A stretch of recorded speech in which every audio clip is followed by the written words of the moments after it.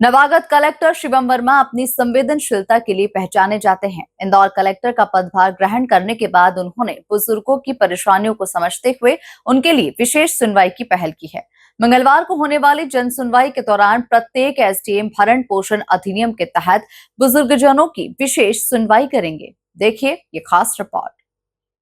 इंदौर में बुजुर्गों के साथ प्रताड़ना के मामले लगातार बढ़ते जा रहे हैं। खासकर उनके अपने बच्चे ही उन्हें बेदखल कर रहे हैं या फिर ये बुजुर्ग आर्थिक परेशानियों से जूझ रहे हैं। ऐसे कई बुजुर्ग दंपत्ति जन सुनवाई में आवेदन लेकर पहुंचे।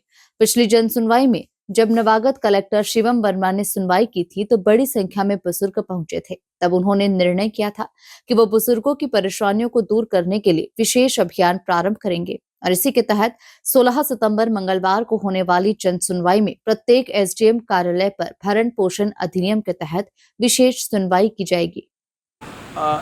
चूंकि हम लोगों ने ये जरूर देखा है कि जन सुनवाई में या कार्यालयों में कई बार देखने में आता है प्रायः कि बहुत सारे वृद्ध माता पिता अपने चूंकि उनके बच्चों ने उनका त्याग कर दिया होता है या उनको घर में उनसे दिक्कत हो रही होती है, तो वो बार बार जन सुनवाई में आते हैं या कार्यालयों में आते हैं, जो कि बहुत अत्यंत पीड़ादायी है। क्योंकि माता पिता के ही मतलब उनके ही पालने पोसने से हम लोग यहाँ तक पहुँचते हैं और हर व्यक्ति का दायित्व होना चाहिए कि वो अपने माता पिता की सेवा करे और उनका सम्मान करे और कभी ऐसी स्थिति ना आए कि माता पिता को इस प्रकार से भटकना पड़े। तो हम लोगों ने इसी को ध्यान में रखते हुए कि सुनवाई के दौरान न सिर्फ बुजुर्गों को सम्मान के साथ बैठाकर उन्हें सुना जाएगा बल्कि उनकी समस्या का तुरंत निराकरण भी किया जाएगा। कलेक्टर ने सभी एसडीएम को बुजुर्गों को परेशान करने वाले उनके बच्चों को एसडीएम न्यायालय में बुलाकर समझाइश देने के निर्देश दिए।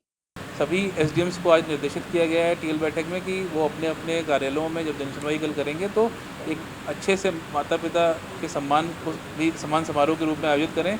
जितने भी वृद्ध माता पिता अगर उनके पास आते हैं अपने बच्चों के शिकायत लेकर या कोई भरण पोषण अधिनियम के माध्यम से आते हैं तो उन सभी का निराकरण करें।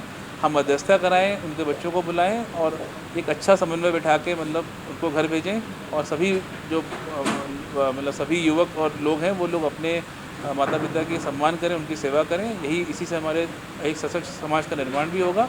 तो हम लोग कल इसको एक अभियान के रूप में प्रारंभ करेंगे। कल से हम लोग इस पर काम करना शुरू करेंगे और मध्यस्थता के माध्यम से और माता पिता भरण पोषण अधिनियम के माध्यम से हम इस पर प्रभावी कार्रवाई करेंगे।